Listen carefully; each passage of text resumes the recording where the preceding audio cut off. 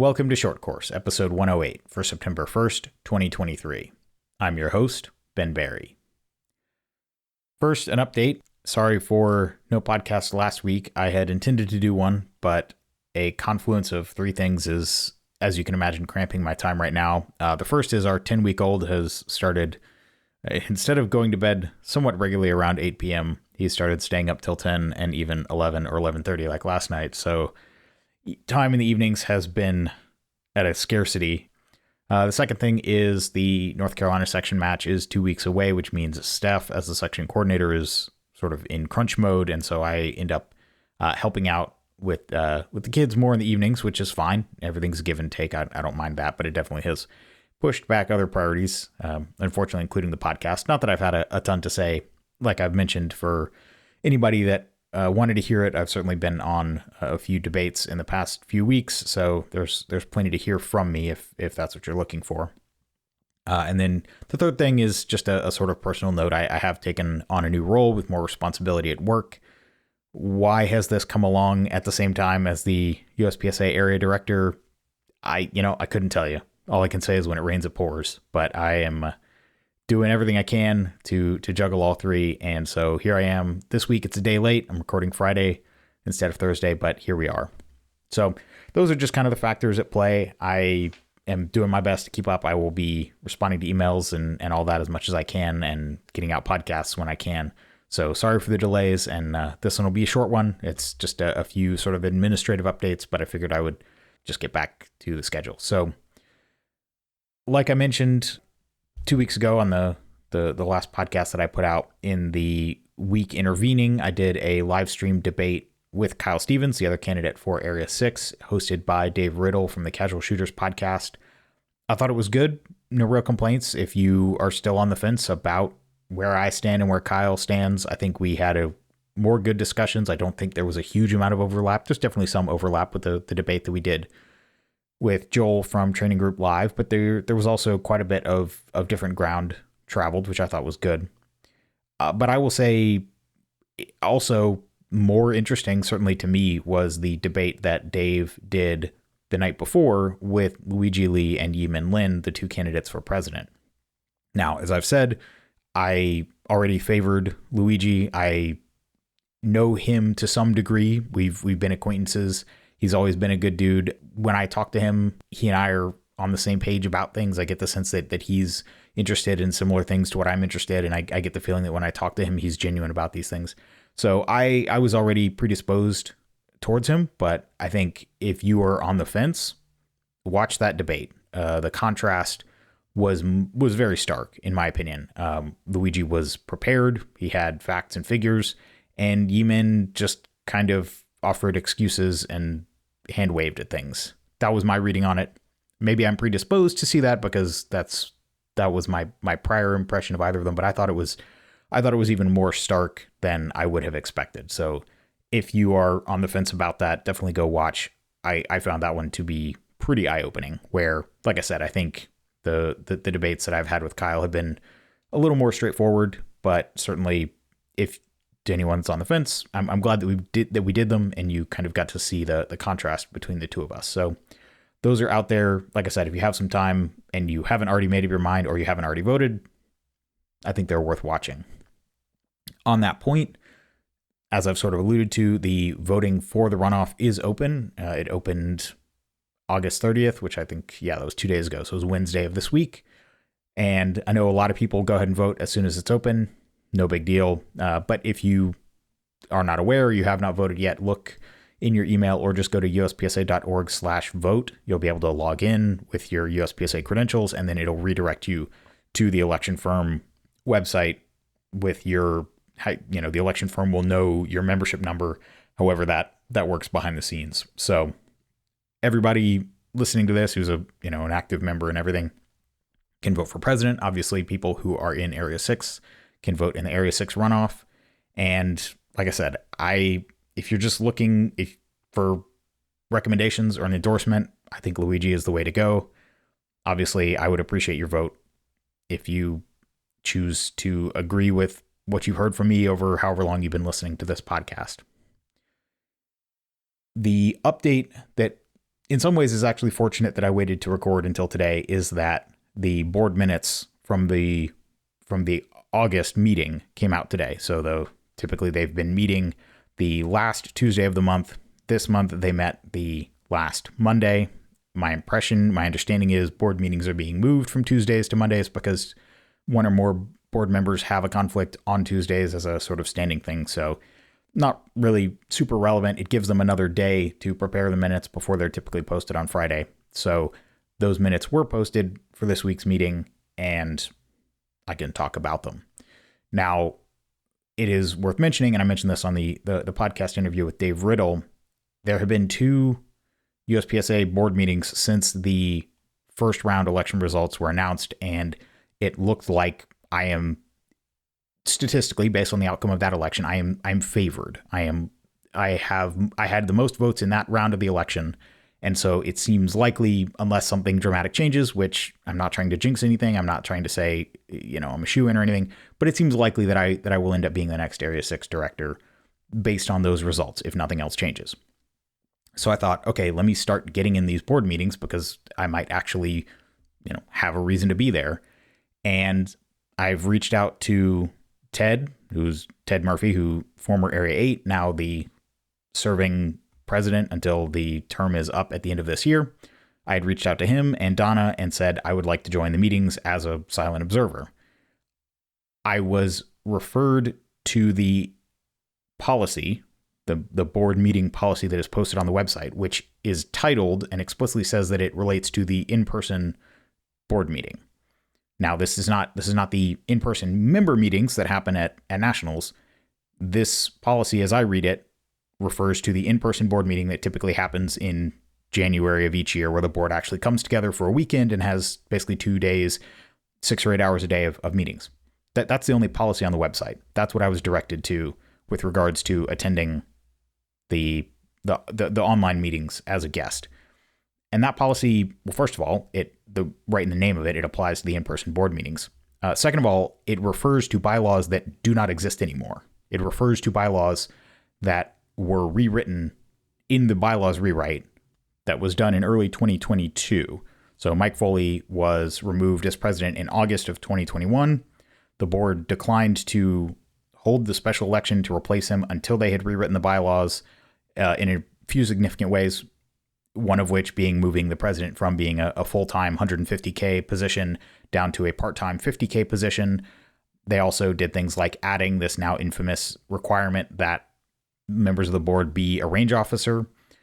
And so as a part of those bylaws, they also rewrote the bylaw that stated that board meetings were closed, but you could be brought in as a guest. There also used to be a bylaw saying that members of the board could basically call a vote to say, I would like to bring this person as a guest. Anybody could do it. And it required a certain number of votes for that to pass. That was all removed.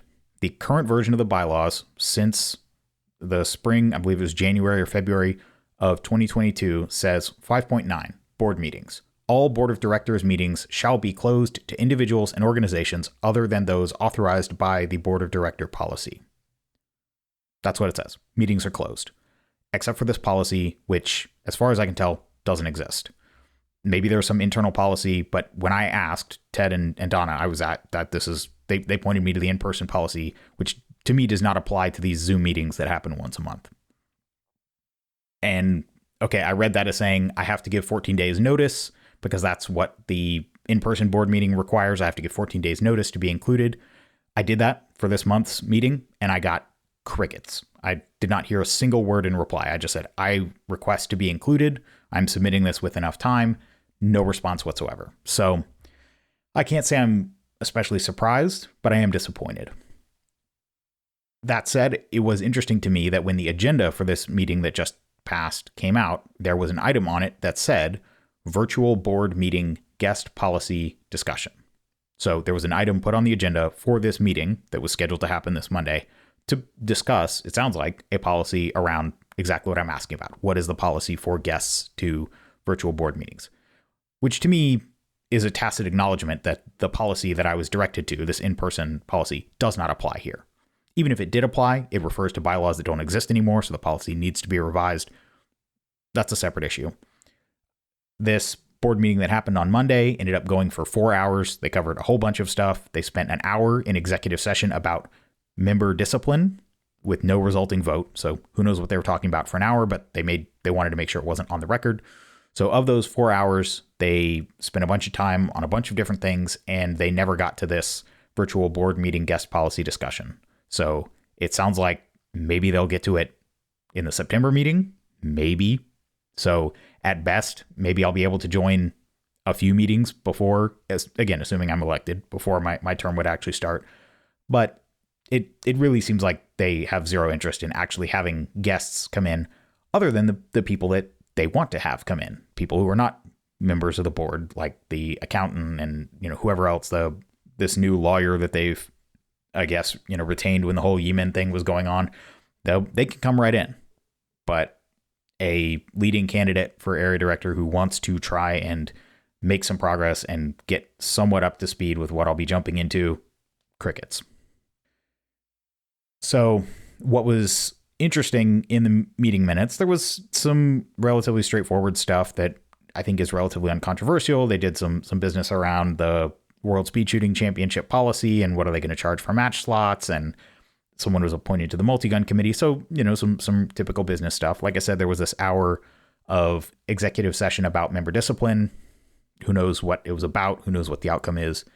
But the thing that is sort of the hand grenade that's been lobbed into the middle of the election is the fact that the board has they stated in the minutes from this meeting that at the next meeting, they will be voting to remove the bylaw that requires a range officer certification to serve on the board. Obviously, this is intimately tied up with all the drama of this year, with Yemen being removed because he did not have his RO certification, while at the same time Mel Rodero, Area 4, was allowed to serve on the board without his range officer certification. He has it now. That doesn't change the fact that he was illegitimately serving for most of this year.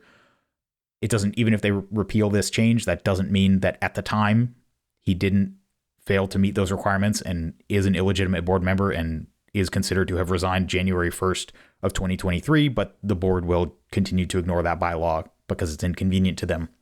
So whether or not they amend this bylaw doesn't really change that. What it changes is it throws a grenade into this whole question of is or will Yemen be eligible to serve if he's elected.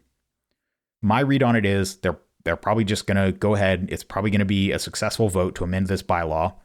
It does take, another thing that was changed in the 2020 bylaws rewrite is the margin to change bylaws was changed from 2/3 to 3/4. So on a board of 9 people, that means going from 6 to 7 votes.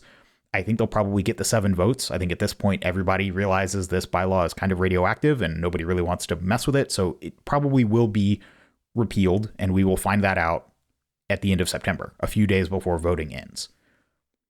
Assuming that everything about Yemen's eligibility is off the table. As I've said, I still think Luigi is the better candidate. Whether Yemen had applied and gotten his range officer certificate reinstated, whether this bylaw was repealed, however it happened, even just looking at the two candidates, heads up, like I said, watch that Dave Riddle debate. I think the results were clear. My impression was from talking to Luigi that they were planning to do a second debate. I don't know what happened to that. It never happened. So infer from that what you will. But I think that one that was done, to my mind, was pretty conclusive. So take a look at that if you're still on the fence. But it does look like the board, I mean, the whole thing stinks. Why are they doing this now? Why could they have not resolved this 2 months ago before the election started? It just, the whole thing is strange and just seems like it is creating more confusion and doubt. And just, man, changing the rules, changing the bylaws in the middle of an election, a highly contested election, for a president who was ejected from office for this bylaw, trying to make, I mean, the whole thing just stinks. But like I said, at the end of the day, I don't think it really changes anything. If anything, the one thing that it does make me feel a little bit better about is likely I don't have much to fear from reprisals if somebody, for whatever reason, decides to make an issue of something that I do as a member of staff at the North Carolina section match in 2 weeks. I had seriously thought, and people, I've heard so many jokes. Oh, you better watch out. They'll take your RO cert next. And the fact that people even joke about that, I laugh on the outside, but I kind of die a little bit on the inside. The fact that we joke about those things, or back when Foley was in office and he had told me that, if I didn't take down a social media post, I should consider myself suspended and I would be brought up in front of the board and they would figure out whether I was banned. The fact that I've been hearing jokes about, oh, watch what you say on the internet or you might get banned, or, oh, it's a good thing your name's not Ben, you'll be the next to get banned. The fact that these jokes have been going around and they just keep getting worse I can't blame people for making the jokes, but it hurts me that that's USPSA's credibility, that those jokes are funny and credible because they are not that far from things that have actually happened. So anyway, the fact that all the comments and people, to some degree expressing legitimate concern and saying, is it smart for you to work this match if somebody decides that they want to try and get your scalp and get your RO cert taken away and get you off the board? I did think about it even before these minutes came out. I had basically decided that if they wanted to do that to me, they'd have to actually go through it and do it. And I was going to work the match because it was the right thing to do. And dang it, this is my home match and I want to help make it as good as I can. And so I was going to be working it either way, but the fact that it does, I would give it 80% chance. That's my gut feeling. I think they're probably going to pass this bylaw change. I think in all things being equal, I think it's a good bylaw change. It's just the timing of it sucks. The messaging of it sucks. And the amount of doubt that this creates by coming when it does. And this is one of those cases where the board needs to understand the bylaws because the bylaws don't just let them do whatever they want. The bylaws say if you want to amend the bylaws, you have to propose the bylaw change at one meeting and you have to wait to vote on it until the next meeting. And that's actually something that came up in the debates about should most things be that way? Is there anything that is so important that it should be allowed to be brought up and voted on in the same meeting? Now, obviously for sort of trivial things like adding people to committees or adopting, some report, yeah, okay, maybe those things don't matter. But for things like rules changes, bylaws changes, raising the member dues, should there have to be this intervening period between meetings where the board has to say, we're going to do this, you have a month to give us feedback, and then they vote on it at the next meeting? That makes a lot of sense to me, both as a board member, right? Because I won't necessarily be put on the spot to vote on something when I've had 30 minutes to think about it. And as a member, that really consequential things like rules changes or dues increases, you would have this feedback cycle.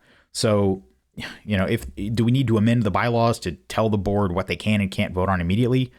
Maybe.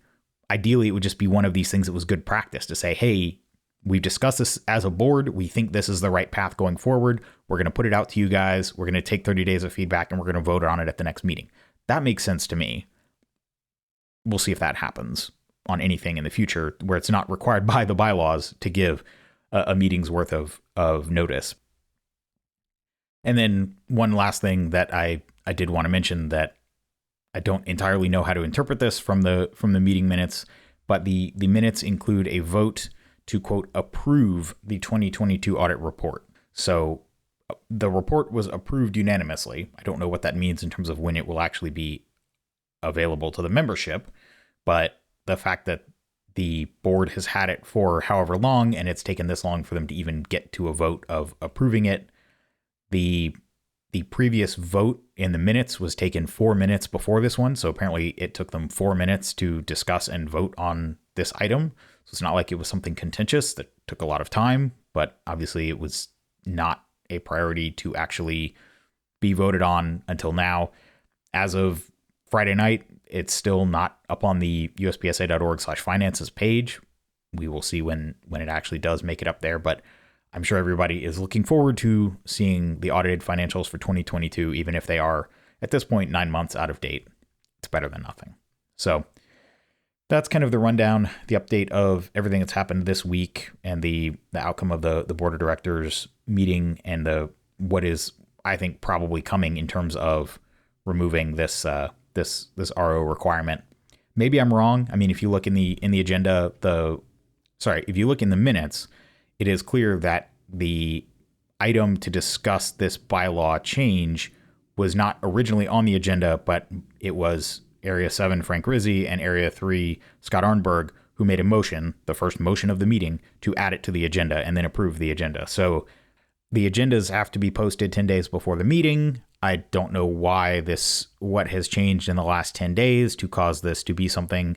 I don't know, the president is in charge of writing the agenda, but obviously the members of the board can vote to add things to it during the meeting. So maybe Frank and Scott end up being the only two votes in favor of it and it goes down in flames. I don't know. But I think it's interesting that it's happening. It will be voted on at the next meeting. But like I said, either way, whether Yeeman is eligible or not to serve, I don't think he's the guy. And so I've cast my votes, and I encourage you, if you have not already, to get as educated as you would like to be. Read the candidate bios on the website, watch the debates that Dave from the Casual Shooters podcast did with all of us. If you want to see the one that Kyle and I did with Joel from Training Group Live, that one is up there as well.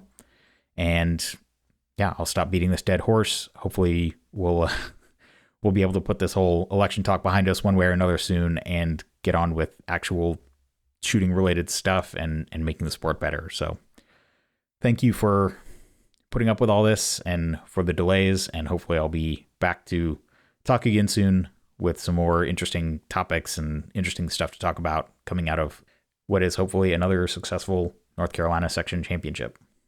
So that wraps up this episode of Short Course. If you want to get in touch with me, my email is ben@berryshooting.com. Talk to you next time.